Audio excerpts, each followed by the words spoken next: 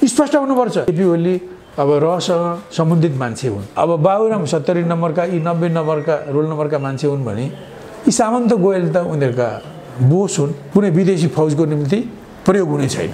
एकदम स्पष्ट हामीले यो भन्नुपर्छ। नेपालका नेताहरूले भारतसँग पौँठीजरी खोज्ने होइन, हामीले जे भन्यो त्यो मान्नुपर्छ भन्ने सन्देश दिनको लागि उनीहरू सारा कुरा गराउन गइरहेका छन्। र त्यो होइन पार्टीभित्रका विरोध पक्षलाई तर्साउनको निम्ति मात्रै गरेका हुन् कि मलाई त्यति मात्रै हो जस्तो मलाई लाग्दैन। अब केपी ओलीलाई साथमा लिएर केपी ओलीलाई फसाएर यिनलाई विवादस्पद गरेर गिराउने बाटो इन्डियाले लिएको म अनुमान गर्छु। देशमा तपाईँहरूको प्रभाव पनि बढ्ला, तर तपाईँले जनगणतन्त्र ल्याउन सक्नुहुन्न र तपाईँले फर्काउनु पर्छ र ढङ्ग पुगेन भने फर्काउँदा ठुलो नोक्सान हुन्छ है। प्रचण्डले पनि पार्टी तबसम्म फोड्दैनन् तबसम्म उनी पार्टी फोडेर प्रधानमन्त्री हुन सक्दैनन्। प्रधानमन्त्री छोडेर त दुईटैले पार्टी फोड्नेवाला त छैन। एउटा निर्णय गरेर 10वटा निर्णय गर्छु भन्छन्। यो कसको कारणले यस्तो हुन्छ? कुन शक्ति छ? यति भए पनि केपी ओलीले किन त्यस्तो आँट गरी दुस्साहस गरिरहेका छन्? त्यसलाई पनि नागेर किन यस्तो चर्का कुरा गर्छन्? कुन शक्तिले उनलाई यसो गर्न दिइरहेको छ? उनको पछाडि को छ भन्ने हो भने मैले उनको पछाडि विदेश भएको मैले विश्लेषण गरेको छु। राजालाई त हामीले माओवादी खडा गरेर हटाइदियौँ, दुईटै रहन्छ, जबजकै विरुद्धमा पनि लडेका हुन् नि त। अनि त्यसलाई नै अहिले मार्गदर्शक सिद्धान्त मानेर प्रचण्ड त हिँड्नै सक्दैन। बाबुराम प्रचण्डलाई थाहा नभएको होइन, उनीहरूलाई थाहा थियो, तर पनि उनीहरूले यो वस्तुगत कारणले जनगणतन्त्र आएन भनेर पार्टीमा छलफल गर्न सकेनन्। एकापट्टि हामीसँग एउटा कुरा गर्थे, अर्कोपट्टि शक्तिखोरको भाषण गर्थे। सत्तामा जानु भनेको लुट्न पाउनु हो, त्यो लुटको अधिकारको निम्ति झगडा छ। त्यो स्रोत सुकेपछि धारो सुके जस्तै भइदियो। यहाँ पनि कहाँबाट पैसा आउँछ त्यसलाई कुम्याउनु पर्छ भन्ने मान्यतामा केपी ओली चल्नु भएको। भ्रष्टाचारीलाई म फुटेको आँखाले हेर्दिनँ भने पनि उहाँका वरिपरि भ्रष्टाचारी छन्। अब त्यस्तालाई उहाँले संरक्षण गर्नुभएको छ, कुनै कारवाही गर्नुभएको छैन भनेपछि र फुट्यो भने अहिले लुटको स्वर्ग पनि खोजी नै भएकोले आफ्नो समस्याहरूलाई वार्ताबाट हल गरून्, तर युद्ध नगरून् भन्ने चाहन्छौँ। त्यसकारण यो युद्ध गर्ने बाटो हामी खोल्दैनौँ। भारत चीनको बिचको शान्तिकै निम्ति हामी त्यो क्षेत्र हाम्रो थियो, हाम्रो हो, हामीसँग रहन्छ। कम्युनिस्ट, वामपन्थी, प्रजातन्त्रवादी, राष्ट्रवादी यी चारै खाले शक्तिमा देशभक्त पनि छन्, विदेशभक्त पनि छन्। बाँदर भगाउन चाहिँ टिन ठोके जस्तो गरेको हो कि यो कुरो बिर्सिनु भयो कि क्या हो तपाईँले? अब पनि त्यो कुरा त जारी राख्नु पर्यो। ऊ त भन्न सक्ने नै भयो नि त। तथ्य प्रमाण रोल नम्बर सारा लिएर आएपछि त ती कुराहरू त सार्वजनिक भए। आदरणीय दर्शक श्रोता, पछिल्लो विकसित घटनाक्रममाथि केन्द्रित रहेर कुराकानी गर्नका निम्ति नेपाल कम्युनिस्ट पार्टी मालेका महासचिव एवं नेपाली कम्युनिस्ट आन्दोलनका एक प्रभावशाली नेता सीपी मैनालीसँग कुराकानी गर्न गइराखेको छु। सीपीजी, स्वागत छ यहाँलाई। बहुत धन्यवाद। अहिले नेकपाको जुन कलह छ नि, त्यो कलहका पछाडि के काम गरेको हो? तपाईले के देख्दै हुनुहुन्छ नेकपा? अनि यो कलहको पछाडि हेर्नुहोस्, तपाईँले जुन प्रश्न गर्नुभयो, कुनै सैद्धान्तिक विषय, कुनै राजनीतिक विषय, कुनै नीतिगत विषय भएको र जनताका समस्या समाधान गर्ने कुनै विषय परेको देखिएको छैन। उनीहरूले पनि भन्न सक्दैन, जनताले हामीले पनि देखाएको छैनौँ, जनताले पनि त्यो अनुभूत गर्दैन।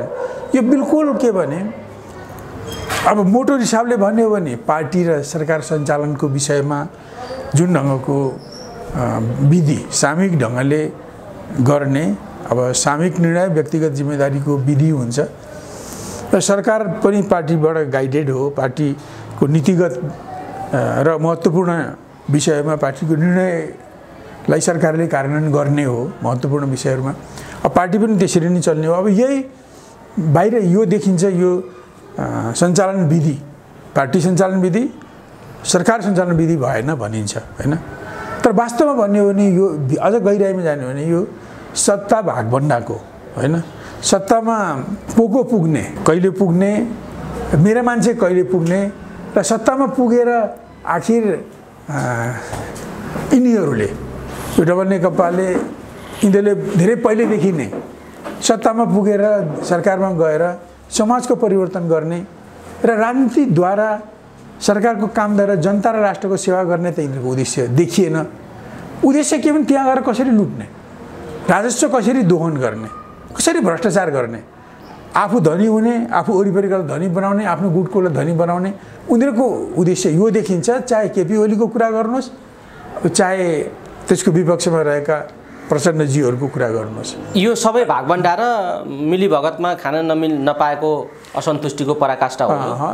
भने सत्तामा पुगेर सत्ताद्वारा एकलौटी लुट गर्न नपाएको। किन केपी ओलीले आफ्नो मान्छे मात्रै भर्ना गरेर केपी ओलीले एकलौटी लुटे भन्ने भएपछि उनीहरूले पनि अब हाम्रो मुली उहाँ पुग्यो भने उसले पनि एकलौटी हामीले पनि गर्न सक्छौँ भन्ने धारणाले काम गरेको देखिन्छ। सिपीजी तपाईँ धेरै लामो अनुभव छ तपाईँलाई नेपाली कम्युनिस्ट आन्दोलनको, त्यसमा पनि यो जति अहिले सत्ताको नेतृत्व गरेका छन् यी कति त तपाईँका चेला छन्, कति सहकर्मी छन्, तपाईँ उनीहरूका बारेमा पनि पात्र विशेष जानकारीका रूपमा पनि तपाईँ यिनीहरूको बारे राम्रै जानकारी राख्नुहुन्छ।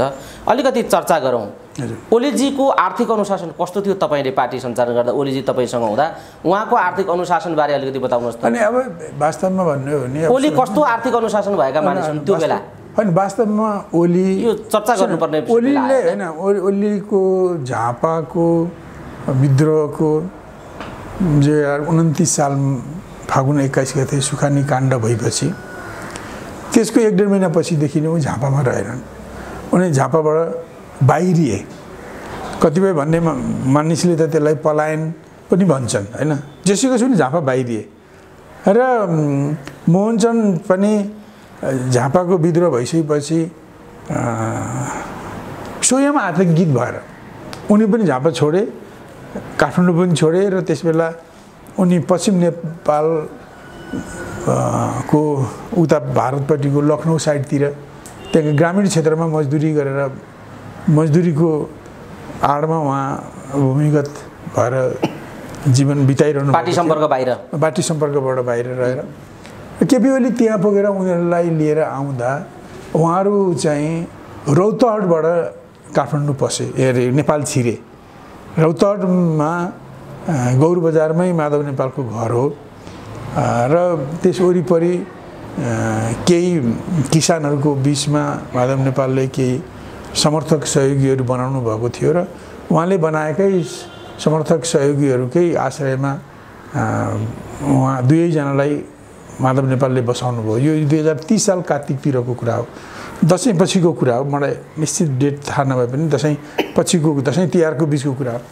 त्यहाँ बस्दा उहाँहरू अब मधेसी गाउँमा दुईटा पहाडी मानिसहरू होइन बस्छन्। अब बिहान बेलुका निस्किन्छन् भन्न त बिहान बेलुकातिर स्थानीय युवाहरूसँग उहाँहरू बाहिर भलिबल खेल्नुहुन्थ्यो अरे भन्ने सुन्थेँ मैले। अब त्यो के हो कति हो मैले लेखिन नभए पनि जस स्वाभाविक रूपमा बिहान बेलुकातिर यसो टहल्न निस्किनु हुन्थ्यो होला। पछि गुमस्ताहरूले थाहा पाए, पुलिसहरूले ती समाते।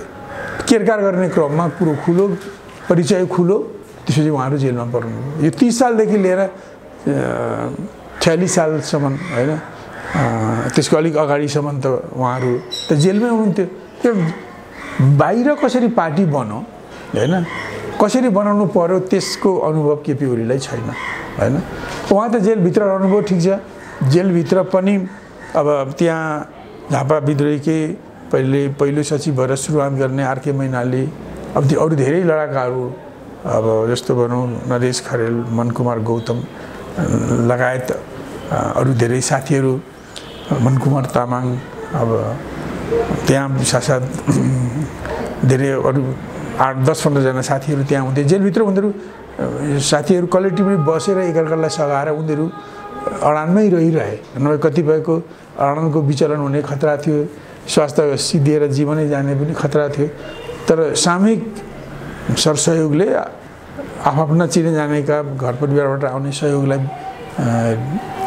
सामूहिक ढङ्गले सामूहिक हितमा प्रयोग गरेर केपी जस्तो अत्यन्त बिरामी मान्छे पनि जीवन रक्षा भयो रोगबाट। त्यसरी उहाँहरू बस्नुभयो र उहाँहरू बस्नु पनि होइन एउटा आन्दोलनको निम्ति एउटा सहयोग हो, प्रेरणा हो। त्यो भयो समग्रमा खुल्ला राजनीतिमा, खुल्ला बाहिरी सङ्गठनमा ओलीजीले काम गर्न पाउनु भएन। त्यसो भएको हुनाले सबै जिम्मेवारी उहाँ जिम्मेवारीहरूबाट वञ्चित हुनुभयो भन्ने तर्क। उहाँ भित्र हुनुभएकोले भित्र जेलमा बसेर आफ्नो आदर्शमा टिकिरहनु पनि एउटा महत्त्वपूर्ण योगदान हो। त्यो पनि त्यसको पनि आन्दोलन महत्त्वपूर्ण प्रभाव हुन्छ। उहाँहरू पक्राउ खाँदा पार्टीले कसरी मूल्याङ्कन गरेको? तर त्यसरी पनि जुन ढङ्गले पार्टी सम्पर्क बाहिर भएको मानिस पक्राउ खाँदाखेरि पार्टीले पनि त विश्वास गर्ने स्थिति त्यसबेला थिएन होला। अब हामीले उहाँहरू त्यो कुरालाई हामीले त्यति ठुलो भनौँ न त्यसलाई राजनीतिकरण गरेनौँ।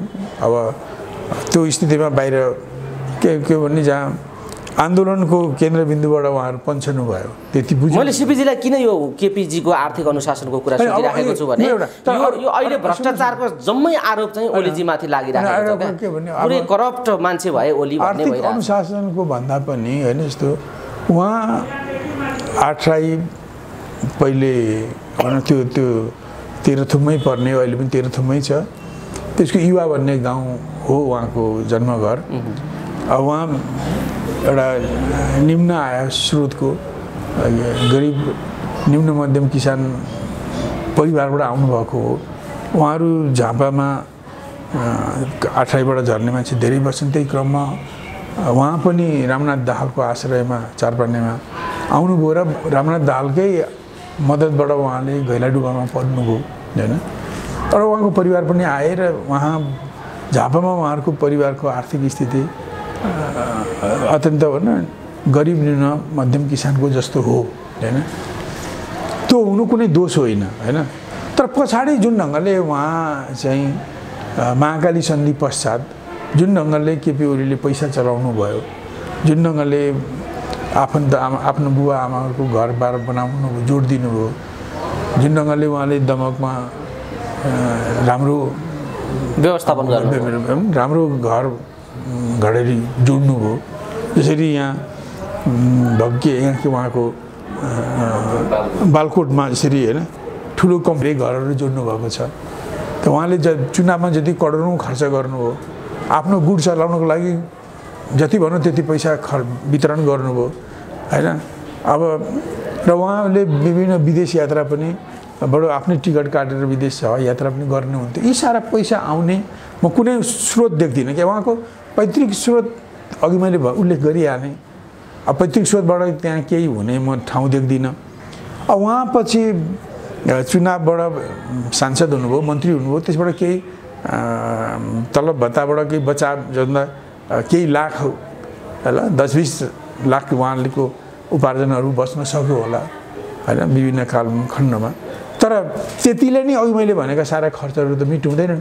महाकाली सन्धिमा जुन ढङ्गले उहाँहरूले त्यो एउटा राष्ट्रघाती सन्धिको भनौँ उहाँले जुन ढङ्गले त्यसको प्रवक्ता बन्नुभयो र झुटमुटका कुरा गरेर महाकाली सन्धि चाहिँ गर्ने हो भने देशमा यसबाट वर्षेनी 1 खरब 20 अरब फाइदा हुन्छ होइन। बिजुली यति धेरै उत्पादन हुन्छ, बिजुलीबाट फाइदा हुन्छ। हामीले भारतले बिजुली किन्यो भने चीनमा सेटेलाइटबाट बिजुली पठाउँछौँ भन्ने जस्ता झुटमुटका कुराहरू गर्दै उहाँले जुन ढङ्गले त्यो राष्ट्रघाती सन्धिलाई एमालेको बहुमतबाट पारित गराउनु हो। हामी त्यसको विरोधमा थियौँ, हामीले संसदमा पनि त्यसको पक्षमा मत हालेनौँ होइन। 20-25 जना 20-22 जना सांसदहरूले नेताहरूले अब यो काम गरे बापत होइन उहाँहरूले चुनावको बेलामा पाउने सहयोग बाहेक पनि त्यो त पाउनुभयो अरू पनि उहाँले थोकमा धेरै पैसा पाएको देखिन्छ। उहाँको जीवन स्तर उठ्यो, अघि मैले चर्चा गरेँ। अधिकार अब त्यत्रो मान्छेको लागि 1-2 हजार केही पनि होइन, 1-2 लाख 2-4 लाख पनि केही होइन, करोड र अरबमा व्यापार वार्ता गर्ने ठाउँमा पुग्ने केपी ओली अनि त्यही कारण उनको के भने उनी स्व आर्जनमा भर पर्ने र ट्रान्सपारेन्ट आधारमा भर पर्ने, आर्जनमा भर पर्ने अथवा पारदर्शी आधारमा आयमा भर पर्ने मानिस होइन भन्ने कुरा चाहिँ यी सारा घटनाले देखिन्छ। त्यसमा त्यसरी हो न देशको अहित हुने गरी विदेशी शक्तिबाट त्यसमा चुनावमा लगायत भनौँ न थोकमा पैसा लिनु त एउटा राष्ट्रघाती कुरा हो नि होइन। त्यस्तै हो उहाँको कुरा। यो कुरालाई यहाँ रोकेर अलिकति अहिलेको राजनीतिक वृत्तमै केन्द्रित हौँ। किन मैले ओलीजी माथि जसरी अहिले भ्रष्टाचारको आरोप लागेको छ उहाँको आर्थिक चरित्र पनि आम दर्शकले बुझ्नु जरुरी भयो भन्ने हिसाबले यो कोट्याउन खोजेको थिएँ। तपाईँले राखि नै सक्नुभयो। महाकाली सन्धि पछाडिको ओलीजीको आर्थिक र राजनीतिक उदय भएको कुरा धेरै मानिसहरू अहिले जगजाहेर छ, जो कुरा तपाईँले पनि राख्नुभयो। अहिले वर्तमान अवस्थामा ओलीले बिहोरिराखेको जुन खालको परिस्थिति छ यो सङ्कटको परिस्थिति हो राजनीतिक रूपमा या ओलीजीले लाठो लगाएर पनि अब पार्टी अगाडि बढाउन सक्नुहुन्छ? कुन पोजिसन हो? यस्तो स्थिति आयो भने पार्टीभित्र कस्तो स्थिति पैदा हुन्छ यो बताइदिनुहोस् त। अनि एउटा पहिलो कुरो अहिले जस्तो भनौँ न, अहिले किन कारबाही गर्ने कुरा उठिरहेको छ? ओलीजीलाई कारबाही गर्ने अरे पार्टीले भन्ने कुरा दोस्रो तहको दोस्रो पटक उहाँ चाहिँ प्रधानमन्त्री बनेपछि उहाँ त्यस्तै भनौँ न, अब उहाँका वरिपरि धेरै अब केही राम्रा अदना मान्छे पनि होलान् होइन, केही गर्न नसक्ने होइन, त्यस्ता तर के भने उहाँलाई त्यो कमिसन खोरहरू, दलालहरू र ठुल्ठुला ठेकेदारहरू होइन उहाँको वरिपरि छन्। उहाँकै मन्त्रीहरू पनि बात लागेर निस्के। यिनीहरूमध्ये कसैमाथि बात त ईश्वर पोखरेलमाथि पनि लागेकै छ, अर्को विष्णु पौडेलमाथि लागेकै छ, नलागेका सङ्ख्या कम छ। अब त्यो पहिलेको सञ्चार मन्त्री भनेका गोकुल बास्कोटामाथि लागेकै छ होइन। उनका वरिपरिका मान्छेमाथि ठुल्ठुला भ्रष्टाचारका आरोप लागेकै छन् होइन। अब ठेकेदार र दलालबाट घेरिएको छ भनेर सबैले बुझेका छन्। उनले भ्रष्टाचारप्रति शून्य सहनशीलता भने पनि, भ्रष्टाचारीलाई म फुटेको आँखाले हेर्दिनँ भने पनि उहाँका वरिपरि भ्रष्टाचारी छन्। अब त्यस्तालाई उहाँले संरक्षण गर्नुभएको छ, कुनै कारवाही गर्नुभएको छैन भनेपछि यो विगतदेखि उहाँले महाकाली सन्धि पारित गर्दाको समयदेखि राष्ट्रको अहित भए पनि होस्, जहाँबाट पैसा आउँछ त्यसलाई कुम्याउनुपर्छ भन्ने मान्यतामा केपी ओली चल्नु भएको देखिएको छ र अहिले पनि त्यही भइरहेको छ। अहिले जुन ढङ्गले आएको छ, अहिले भनौँ न यो कोरोना कहर छ, यो कोरोनाको रोकथाम र यसको व्यवस्थापन, यसको उपचारको सन्दर्भमा अब सरकारले पहिले 10 अरब खर्च भयो भनेपछि 12 अरब भनौँ, अहिले अब भन्ने हो भने 15-16 अरब खर्च भइसक्यो भन्ला। तर के भने त्यसको निम्ति ठोस कुराहरू कम हुने र थोरै कामको निम्ति धेरै बिल बनाएर अरब रुपियाँ खाने काम भइरहेका छन् होइन। जुनसुकै कामबाट विकासको नाम भन्नुहुन्छ भने विकासको नाममा पहाडमा डोजर आतङ्क छ होइन। अब जनप्रतिनिधिहरूले केही ठेकेदारहरू छन्, उनीहरूका आफ्नै निकटका मान्छेहरू छन्, आफ्नै भाइ छोरा श्रीमतीको नाममा कम्पनीहरू खोलेका छन्। त्यसबाट उनीहरूले चाहिँ डोजर स्काइडर भेटरहरू किनेका छन्। अब पालिकाबाट हुने विकास निर्माणको कामको ठेका उनीहरूलाई परेको छ। अब उनीहरूबाट पहाड जहीँ-तहीँ होइन पर्यावरणीय परीक्षण अध्ययन अनुसन्धान बेगर जहीँ-तहीँ पहाड भत्काएकोले गर्दा अब यसै त भुइँचालोले हल्लिएको नेपाल भूमि, अब त्यसमाथि पनि जहीँ-तहीँ डोजर एक्सकाभेटर चलाउँदाखेरि वर्षायाममा लामो वर्षा हुँदा चाहिँ पहिरै गइरहने जुन पहिरोको आतङ्क आएको छ, यसको कारण आएको छ। यी सारा कुराहरू जुन भने नहुने गलत कामहरू जस्तो वनफडन भइरहेको छ, बनेका ढलापडा काठहरूको सदुपयोग भएको छैन, लाखौँ किबी फिट काठहरू कुहिरहेका छन्, नयाँ जङ्गल फाँडिएका छन्, ठुल्ठुला जस्तो भनौँ अब यो रेलको पनि सबै परिपक्व नभइकन ठेका खुलाइएको थियो, सर्वोच्चले रोकिदिएर मात्रै रोकिएको होला। आदि तमाम कुराहरू जे छन् यहाँ आफ्नो वरिपरिका भनौँ न व्यापारीहरू, दलालहरू, ठेकेदारहरू आदि इत्यादि मार्फत पैसा सङ्कलन गर्ने काममा लाग्ने बाहेक अरू काम देखिन्न। अब यो चाहिँ नि लुट्न सके जति सक्दो लुट अन्त काहीँदैन, नेपालमा छ छुट भनेर नै छ छुट भनेर पशुपतिले गाएको गीत जस्तै सबै ठाउँमा लुटतन्त्र हो र सत्तामा जानु भनेको लुट्न पाउनु हो। त्यो लुटको अधिकारको निम्ति झगडा छ। त्यो विकास निर्माण देशको हितको निम्ति त विगतमा पनि काम गरेनन्। अब 2-4टा कुराहरू भनौँ न नियमित गर्न सकिने 2-4टा कुराहरू त भएका होलान्। तर जुन ढङ्गले केपी ओलीको पछिल्लो सरकार सत्तामा गएपछि, यति ठुलो बहुमत सत्तामा गइसकेपछि जनताले त के भने यो जुन पैसा प्रधान लोकतन्त्र छ यसलाई जनतन्त्रमा भनौँ यो मूल्य मान्यतायुक्त जनतन्त्रमा आउला, यहाँको चाहिँ जनता चाहिँ अझ सशक्त होलान् भनेको अधिकार चाहिँ नयाँ विधेयकहरू बनाएर अधिकार खुम्च्याउने, प्रधानमन्त्रीमा केन्द्रित गर्ने कामहरू भएका छन्।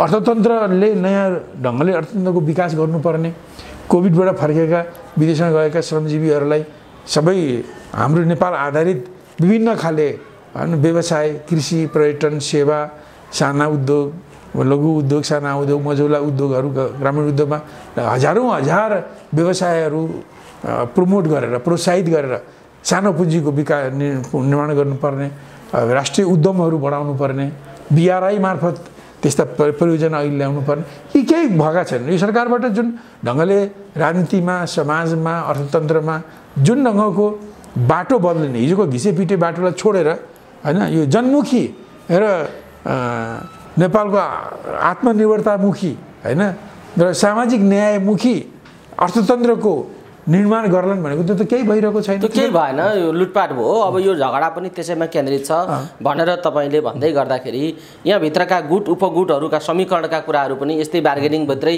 चलिराखेका छन्। र अब अहिले के देखिन्छ भने ओलीजीमाथि पार्टीले कारबाही गर्न सक्ने भन्नेसम्मका कुराहरू आएका छन् एकातिर। अर्कातिर फेरि के पनि आइराखेको छ भने पूर्व एमाले र पूर्व माओवादीहरूको स्थिति पूर्व एमालेकै ठाउँमा, पूर्व माओवादीकै ठाउँमा स्थितिमा रहेर प्रचण्डको राजनीति सिद्धिन्छ। यो चाहिँ एमालेहरू एक ठाउँ नै उभिन्छन् भन्ने एउटा तर्क छ। यो गुटको व्यवस्थापन कसरी हुन्छ? प्रचण्डको अहिले प्रचण्ड र ओलीको टकरावले सिर्जना गर्ने अबको परिस्थिति के हो, के देख्दै हुनुहुन्छ? एउटा कुरा अहिले जुन ढङ्गले बीचमा पनि, किनभने सत्तासीन पार्टी भएको हुनाले उनीहरूकै पार्टीमा बढी केन्द्रित हुनु पर्यो। हुन त त्यो उनीहरूका पार्टीभित्रको कुरा भयो, यो सिपी मैनालीको त्यत्रो ठुलो सरकारको कुरा होइन भन्ने पनि लाग्न सक्छ। तर सत्ता पनि भएको हुनाले यो सत्ता भएको यो देशको जनताको पुग्न पुग 2/3 बहुमत प्राप्त दल भएको जनताको भनौँ न आकाङ्क्षासँग, जनताको आवश्यकतासँग पनि जोडिएको कुरा हो। जुन ढङ्गले सत्ताधारीहरू आपसमा सत्ता स्वार्थको निम्ति, गुट स्वार्थको निम्ति हैन लुट स्वार्थको निम्ति जुन झगडा गरेर राष्ट्रिय समस्याहरू, जनताका समस्याहरू असरल्ल परेका छन्, यो त सबैको चिन्ताको विषय हो नि। हामी नागरिकको हिसाबले पनि हामी त नेकपा एमाले एउटा प्रतिपक्षी पार्टी हौँ, एउटा देशभक्त पार्टी हौँ, जनता समाजको परिवर्तन गर्ने, जनता राष्ट्रको सेवा गर्ने उद्देश्य बोक्ने पार्टी हौँ। अब हामीले त यस्ता कुराहरू एउटा प्रतिपक्षको हिसाबले पनि हेर्नै पर्यो। हाम्रा यी सरोकारका कुराहरू हुन्। जसरी प्रमुख प्रतिपक्ष यो सरकारलाई, यो जिम्मेदारीलाई वहन गर्न ऊ अगाडि सरेन, ऊ आफै पनि कयौँ हिजोका ठुल्ठुला भ्रष्टाचार र लुटकाण्डमा ऊ पनि संलग्न रहेकोले उसको कुनै नैतिक बल रहेन हैन। र ऊ आफ्नै गुट प्रतिपक्ष छ कि छैन त्यो जनतालाई थाहा भएन, आफ्नै व्यवस्थापनमा अल्मलिएको हुनाले प्रतिपक्षको उसले आभास दिइरहेको छैन। तर हामी जो अरू छौँ, जो साना दल हुन्, ठुला दल हुन्, जसले देखेका छौँ, हामी त बोल्नै पर्यो। त्यही कारण अहिले जुन नगर्छ, अहिले तपाईँले प्रश्न गर्नुभयो, अहिलेको जुन लुटको निम्ति, सत्ताको निम्ति, गुटको निम्तिकै झगडा हो मूलत हैन। यो विभाजनतिर जाँदैछ हैन। त अहिले मलाई के लाग्छ भने यसको चित्र बताइदिनु न। ठिक छ, मैले तपाईँले प्रश्न गर्नु, मलाई लाग्छ अहिले जुन छ अस्ति वैशाखतिर यो विवाद चर्केर एकचोटि अहिलेको जस्तै हैन।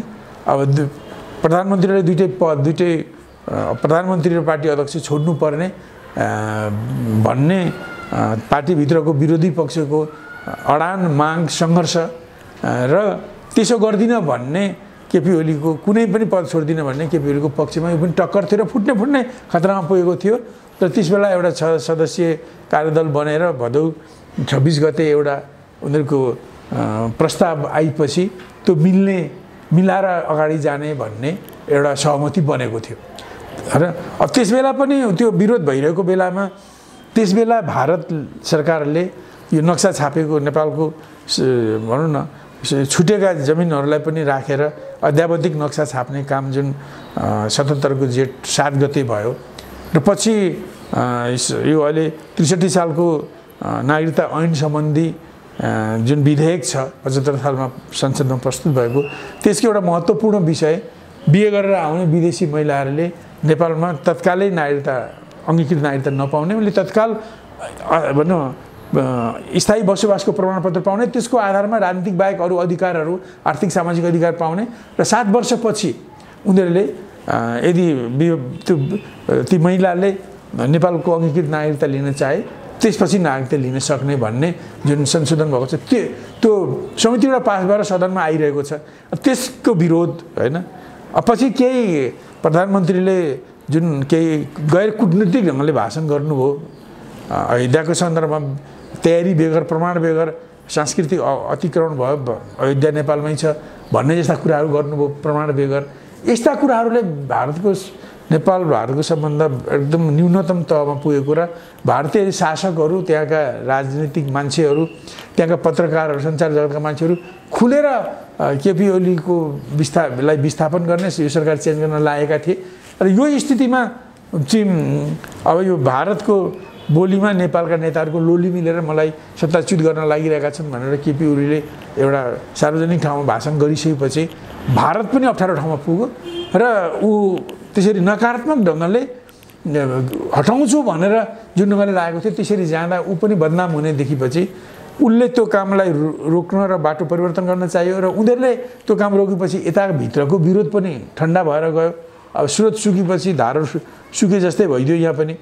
अब त्यसपछि समयक्रममा भदौ 26 गतेको त्यो सम्झौताबाट आएको। अब अहिले पनि जुन ढङ्गले त्यो सम्झौता भएपछि अब प्रधानमन्त्रीले चाहिँ अब नियुक्ति गर्दा सहमति गरे। अब केही राजदूत नियुक्त गर्दा मन्त्री परिषद नियुक्त गर्दा पछि कर्णालीमा मुख्यमन्त्रीलाई अविश्वासको प्रस्ताव गर्दा प्रधानमन्त्रीको साइडले यसो गरौँ भनेर त्यहाँ खटपट चलिरहेको बेलामा होइन त्यसबिचमा सामन्त गोयल होइन यो रका चिफ आए र अब प्रधानमन्त्रीले हैसियत बेगर आफ्नो प्रोटोकललाई उल्लङ्घन गरेर बातचित गर्नु मात्रै होइन देशको हैसियतलाई पनि गिराएर बातचित गरे र उनले गोप्य के बातचित गरे त्यो कसैलाई थाहा छैन होइन। अब तर के त्यो सामन्त गोयल आएर प्रधानमन्त्री केपी ओलीसँग लामो गोप्य कुरा गरेपछि यो पछिल्लो पटक भदौ 26 गतेपछिको विरोध जुन बिस्तारै हुर्किँदै थियो त्यो हलक्क बढ्यो।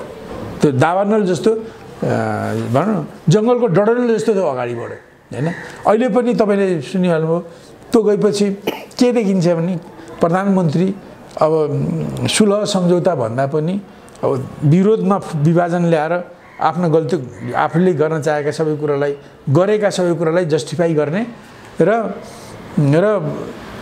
यदि विरोध गर्छन् भने ठाडै त्यसलाई अस्वीकार गर्ने पेलेर जाने मनस्थिति छ। बैठक बोलाउन तयार हुनुहुन्न। बैठक बोलाएर बसेदेखि त्यसमा म जान्न, कुनै निर्णय भयो त्यसलाई मान्दिनँ, एउटा निर्णय गरेँ 10 वटा निर्णय गर्छु, अब त्यही भएर न विचित्र कदम चाल्छु, नसोचेको कदम चाल्छु भनेर जुन ढङ्गले प्रधानमन्त्रीले भन्न सकेका छन् यो कुन शक्तिको आडमा भनिरहेका छन्। यो उनले त्यत्तिकै भनौँ न बाँदर भगाउन चाहिँ टिन ठोके जस्तो गरेको हो कि होइन, पार्टीभित्रका विरोध पक्षलाई तर्साउनको निम्ति मात्रै गरेका हुन् कि मलाई त्यति मात्रै हो जस्तो मलाई लाग्दैन। के लाग्छ तपाईँलाई? कुनै न कुनै शक्तिको आड पारेर त्यसो गरेका कुनै न कुनै शक्ति भनेको यही भारतको यही हो। मलाई के लाग्छ भने मलाई म तपाईँ मार्फत देशवासीलाई के भन्छ पहिले तपाईँले त भन्नु पनि भएको छ नि खुलेरै केपी ओली रका निम्ति काम गर्छन् भनेर। वैशाखको जुन यो विभाजनको मुखमा जुन विवाद पुगेको थियो त्यसबेला भारतले खुलेरै केपी ओलीको सरकार ढाल्ने कुरा गर्थे। यहाँसम्म कि अयोध्याको कुरा आइसकेपछि अयोध्या नेपालमा चाहिँ भारत अधिकरण भनेपछि त्यहाँका साधु सन्त महन्त पनि झोला डम्बरू चिम्टा र त्रिशूल बोकेर 1 महिनामा केपी ओलीको हटा देंगे भनेर चाहिँ उफ्रिने, अर्णव गोस्वामी जस्ता अरू पत्रकारहरूले त्यसरी उफ्रिने र भारतका र अरू पनि त्यसरी नै उनलाई यहाँभित्रको विरोधलाई प्रयोग गरेर यिनलाई हटाउने भनेर उनीहरू लागेका थिए। त्यसबेला भारत खुलेरै केपी ओलीको विरुद्धमा थियो। त्यही कारण मलाई के लाग्छ त्यसरी जब पछि केपी ओलीले जुन ढङ्गले एउटा सार्वजनिक ठाउँमा भने भारतको बोलीमा नेपाली नेताहरूको लोली लागेर मलाई विस्थापित गर्न खोज्दैछन् भन्ने आएपछि भारत एक्सपोज भयो र त्यो सिधै खुलेर भारत केपी ओलीलाई हटाउने कुरालाई उनले अनुचित ठान्यो। आफू विवादित हुने आफू मुसिने देखेपछि इन्डियाले रोक्यो थियो। त्यसपछि मलाई लाग्छ इन्डियाले त्यसो गर्नको निम्ति अब केपी ओलीले के गर्ने साउन 19 गतेको क्याबिनेट बैठकले 19 हो या 29 हो, म यो दुईटा डेटमा कन्फ्युज हैं। यसमा केपी ओलीले भारतको इम्बेसीलाई प्यारलल बजेट चलाउने 4 वर्षको अनुमति दियो कि प्रत्येक एउटा परियोजना 5 करोडसम्मको एउटा परियोजना हुने गरी त्यस्ता वर्षमा 15-20 वटा परियोजना कार्यान्वयन गर्ने लैनचौर स्थित दिल्लीको इम्बेसीले नेपाली जनताबाट माग लिने र उसले स्वीकृत गर्ने अनि त्यसलाई नेपालको तलका स्थानीय निकाय तहहरूले कार्यान्वयन गर्ने डिसिजन चाहिँ उसको। यो त के भन्यो यो ठिक छ, उनीहरूले सूचना दिन्छन्, नेपालले आफ्नो बजेटमा त्यसलाई लाग्छ, तर त्यसको पुरै परिचालन गर्ने अधिकार चाहिँ त्यसको छान्ने निर्णय गर्ने सारा अधिकार चाहिँ भारतीय इम्बेसीको। त यस्तो उनले साउन 19 या 29 गते निर्णय गरेपछि यो त के हो भने नेपाल सरकारको प्यारललमा अर्को सरकार चलाउनु हो, नेपाल सरकारको बजेटको प्यारलल अर्को बजेट चलाउनु हो होइन। यस प्रकारले नेपालमा हस्तक्षेप गर्न यो नेपालको आन्तरिक मामलामा हस्तक्षेप हुने गरी यहाँभित्र उनीहरूले आफ्नो विदेशीहरूले आफ्नो पकड बलियो बनाउने गरी जुन ढङ्गले केपी ओलीले निर्णय गरे यो कुरा के सङ्केत भयो भने म भारतीय सरकारको मोदी सरकारको नेपालमा हुने हस्तक्षेपलाई म साथ दिन्छु, अनुचित कुरालाई पनि साथ दिन्छु भनेर सङ्केत दिएपछि खुलेआम केपी ओलीको विरोधमा उत्रने कुरालाई बदलेर अब केपी ओलीलाई साथमा लिएर केपी ओलीलाई फसाएर यिनलाई विवादस्पद गरेर गिराउने बाटो इन्डियाले लिएको म अनुमान गर्छु। मेरो विश्लेषण हो यो। मलाई अरू धेरै कुरालाई हेर्दाखेरि म यो ठाउँ पुगेको छु र त्यही सिलसिलामा सामन्त गोयल कुरा गर्न आए। किन कुरा गर्न आयो भने अब यो महाकाली सन्धिदेखि केपी ओली अब रहसँग सम्बन्धित मान्छे हुन् हैन। अब उनको विषयमा धेरै चल्छन् कि अब त्यसैले रहको माध्यमबाट चुनावको बेलामा पनि अहिपछि पनि बल्कमा यिनीहरूलाई पैसा दिइन्थ्यो। कतिपयले भन्छन् अब मसँग प्रमाण त छैन हैन, त्यो मेरो भनाइभन्दा पनि मैले सुनेको छु केपी ओलीको रहको रोल नम्बर 90 हो अरे र उनलाई मासिक 90,000 पैसा दिन्थे अरे पहिले पनि। अब यो अरेको कुरा हो। अब मैले म यकिन छैन, तर पनि अरेको कुरा पनि मैले अरेकै कुरा यसो सुने भनेर मैले भनेको मात्रै हो हैन। यस हदसम्म उनलाई जुन होइन भने पनि यस हदसम्म उनलाई आरोप लगाउने आधार बनेको छ। त्यसको खण्डन पनि हुँदैन। त्यसको खण्डन हुँदैन। परिचय पत्र सहित सामाजिक सञ्जालमा अहिले त आइराखेकै हुन्छ। आइरहेको छ भने यो के हो भन्ने कुरा खण्डन यस्तो भएकोले पहिलेदेखि नै अब त्यस्तो भएपछि जब रहका अब बाबुराम 70 नम्बरका यी 90 नम्बरका रोल नम्बरका मान्छे हुन् भने यी सामन्त गोयल त उनीहरूका बोस हुन्। वास्तवमा चाहिँ उनीहरू बोस भएर त्यो बोस र सदस्यको बिचमा तिनको अनुयायीको बिचमा भनौँ न कुनै छेक बार बेगर कुराहरू भए। अब बस्न त 2-4 कुरा भए, एउटा 1-to-1 कुरा भयो होला। पछि सामन्त गोयलका मान्छे र केपी ओलीका मान्छे पनि बसेर पनि कुरा भएको बुझिन्छ हैन। तर पनि 15-20 मिनट आधी घन्टा कति भए पनि 1-to-1 त उनीहरूको बिचमा कुरा भयो। त्यो 1-to-1 को बिचमा उनीहरू सबै हमामका नङ्गाहरू भए। त्यस्तै कुरा गर्नको निम्ति नै भारत सरकारले अराजनीतिक मान्छे आफ्नो एउटा एजेन्सीको प्रमुख एउटा कर्मचारी त्यो पनि विदेशमा गुप्तचरी गर्ने विदेशमा तोडफोड गर्ने मान्छेलाई पठाएको छ। अब त्यहाँ त उनीहरूले हिजोका कुरा सम्झाउलान्। हिजो कसरी महाकाली सन्धिमा हामीले कति सहयोग गऱ्यौँ, तपाईँले कति मद्दत गर्नुभयो, यो कुरो बिर्सिनु भयो कि क्या हो तपाईँले? अब पनि त्यो कुरा त जारी राख्नु पर्यो। ऊ त भन्न सक्ने नै भयो नि त। तथ्य प्रमाण रोल नम्बर सारा लिएर आएपछि त ती कुराहरू त सार्वजनिक भए। त्यसपछि अब भनियो होला मलाई लाग्छ तपाईँले जे कदम चाले पनि तपाईँलाई, किन केपी ओलीले कदम चाल्नु भनेको सत्ताको लागि हो। उनी पार्टी कसैले पनि प्रचण्डले पनि पार्टी तबसम्म फोड्दैनन् तबसम्म उनी पार्टी फोडेर प्रधानमन्त्री हुन सक्दैनन्। केपी ओलीले पनि पार्टी तबसम्म फोड्दैन जबसम्म पार्टी फोडेर पनि उनी प्रधानमन्त्री रहँदैन। प्रधानमन्त्री छोडेर त दुईटैले पार्टी फोड्नेवाला त छैन।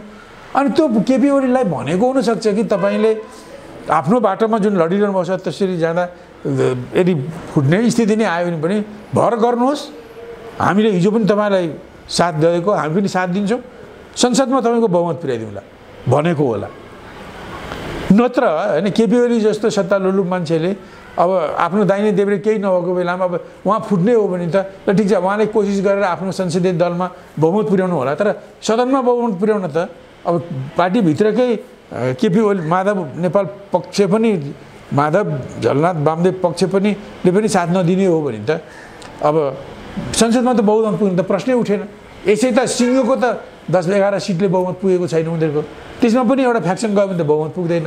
अब केही माओवादीका मान्छेहरू चोरेर उनी फुट्यो भने उनीसँग जालान्, केही मान्छेहरू नजाने कुरा छैन, उनले लाभान्वित गरेका मान्छेहरू। अथवा अब रले चाह्यो भने रको पेरोलमा बस्ने मान्छेहरू एमालेका सांसदहरूभित्र पनि होलान्, माओवादीका सांसदभित्र पनि होलान्। अब को होलान् मलाई थाहा छैन। तर उसले जब कर्मचारीमा पेरोलका मान्छे हुन्छन्, आर्मी पुलिसमा पेरोलका मान्छे हुन्छन् भने सांसदमा पेरोलका मान्छे छैन होला, छन्। तर को हुन् भन्ने मलाई थाहा छैन, तर छन् होला। अब पेरोलका मान्छेहरूलाई केपी ओलीको फ्याक्सनमा पठाए पनि नपुग्ला। त्यस्तो स्थितिमा काङ्ग्रेसबाट मधेसी दलबाट अरूबाट तपाईँलाई बहुमत पुर्याएर तपाईँकै नेतृत्वमा सरकार हुन्छ भनेर विश्वास दिएको होला र उनी मिटिङ बोलाए पनि बोलाउन निवेदन लेखेर दियो भने तोक लाएर जान्छन्, मिटिङ बोलाउँदैनन्। बोलाएको मिटिङमा जान्न भन्छन्, निर्णय गरेको मान्दिनँ भन्छन्, एउटा निर्णय गरेर 10वटा निर्णय गर्छु भन्छन्। अनि यो कसको कारणले यस्तो हुन्छ? कुन शक्ति छ?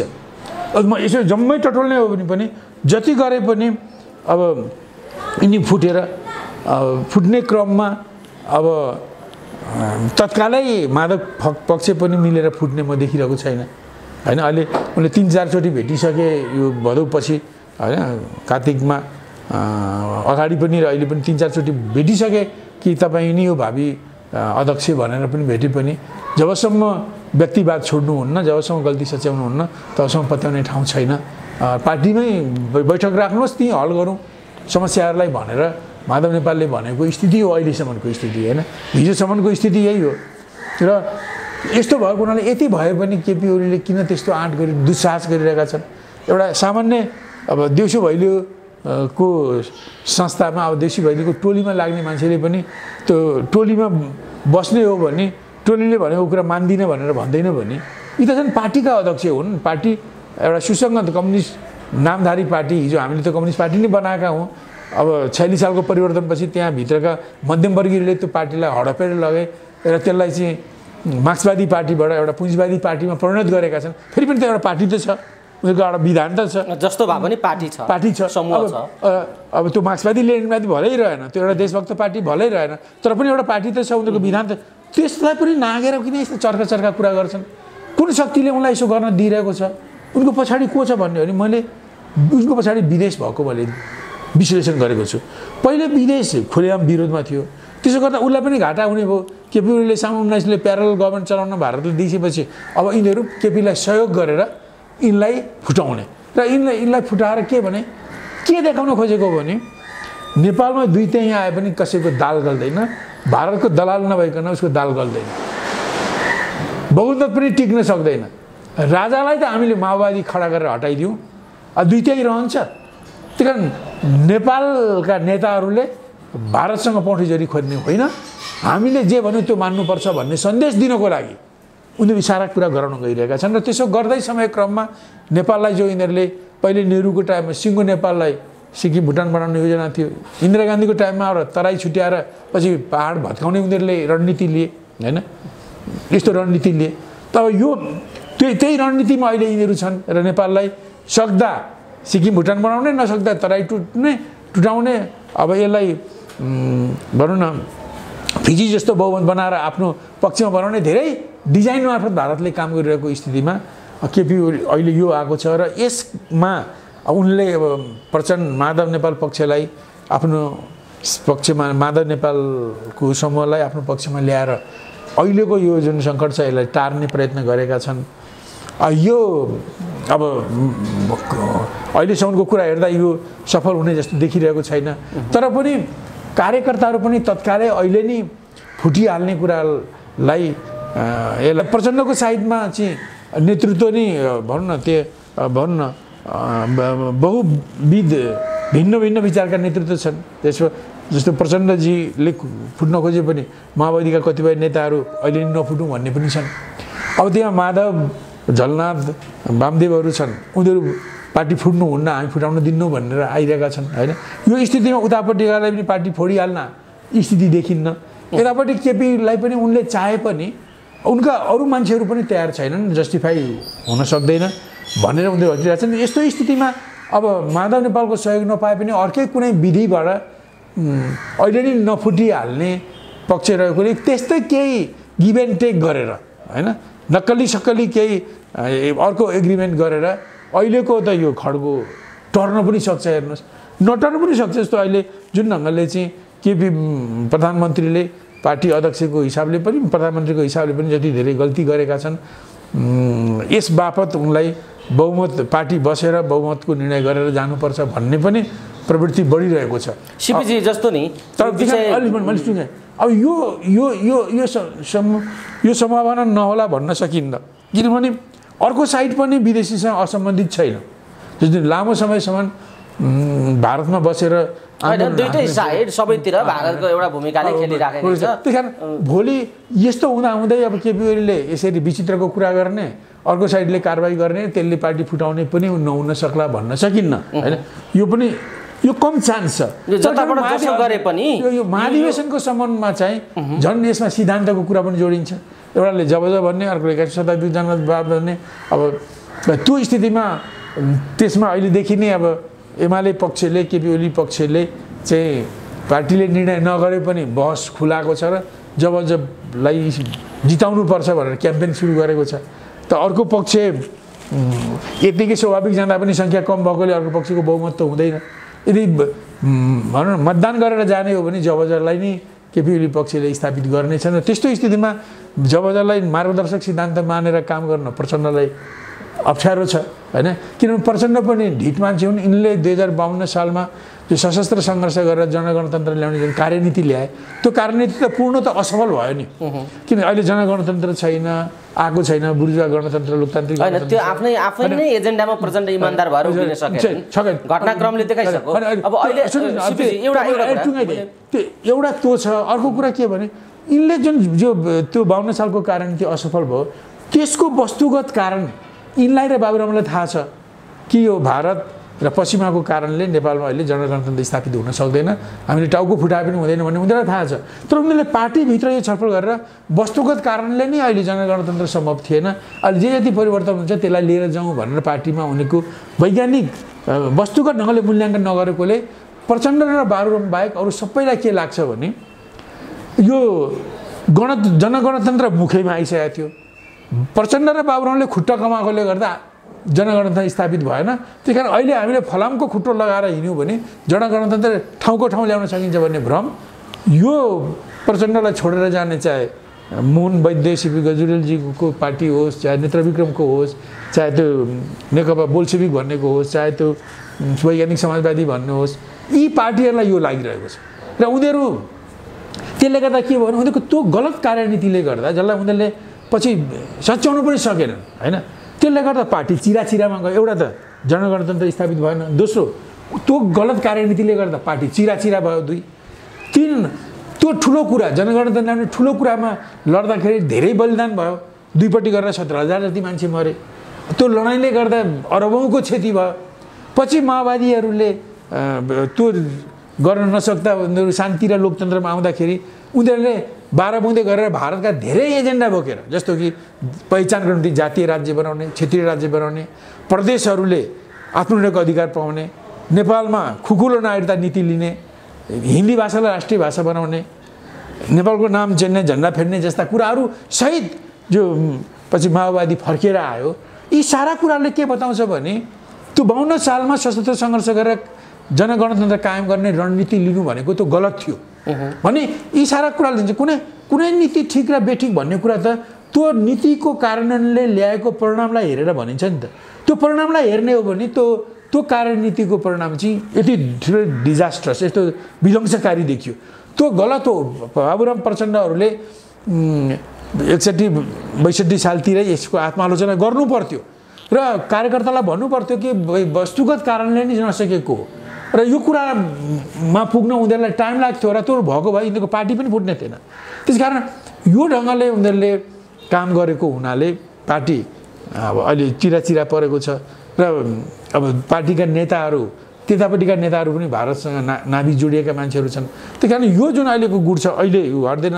त यसरी उनले आत्मालोचना नगरेको हुनाले माओवादीको 52 सालको सशस्त्र सङ्घर्ष चाहिँ राजतन्त्रको खिलाफ मात्रै होइन, त्यहाँको संसदीय व्यवस्थाको खिलाफ पनि हो र एमालेको जबजको विरुद्ध पनि हो नि त, जसको विरुद्ध उनीहरूले बन्दुक उठाएर 10 वर्षसम्म लडेर यत्रो रगतको खोलो भयो। बहुदलीय व्यवस्था कायम भएको बेला हैन, त्यही मैले भने राजतन्त्रको विरुद्धमा, बहुदलीय व्यवस्थाको विरुद्धमा र जबजकै विरुद्धमा पनि लडेका हुन् नि त। अनि त्यसलाई नै अहिले मार्गदर्शक सिद्धान्त मानेर प्रचण्ड त हिँड्नै सक्दैन। किनभने उनले जब हिँड्न नसक्ने भाइ यो एकता किन गरेका त, यो पनि प्रश्न छ नि त। हिँड्न सक्दैन, त्यसलाई अर्कोले छोड्न सक्दैन हैन।